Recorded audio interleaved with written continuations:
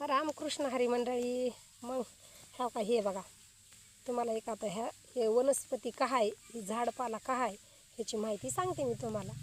ही जी आहे ना, ही या चांदविल, ह्याला आपली मराठी साधी भाषा ह्याला म्हणते, शेतात आपण गवत म्हणतो, पण याचं नाव आहे चांदविल. याला छोटे छोटे पांढरे फुलं येतात.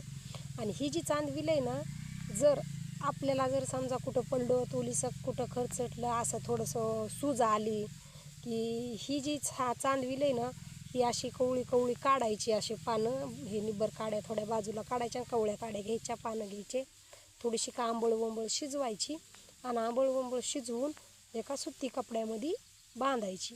आणि थोडी कोमट कोमट असतानाच आपल्या पायाला म्हणा, हाताला म्हणा, ज्या ठिकाणी सूज आलेली त्या ठिकाणी बांधायची. मग हे बांधल्यानं काय होतं आहे की ती सूज सकाळी संध्याकाळी झोपता वेळेस बांधायची, सकाळपर्यंत सूज बऱ्याचपैकी कमी होईल. असं हे 2-3 दिवस करीत राहायचं. याने सूज कमी होती आहे. ही एक आपलं आयुर्वेदिक औषध आहे. पण कसं या, ही आता आम्हाला रानात झाडपाला आहे, आपण आपल्या जवळ असतं हे, पण लक्ष करीत नाहीत. पण ही जास्तीत जास्त लईच आयुर्वेदिक औषध हे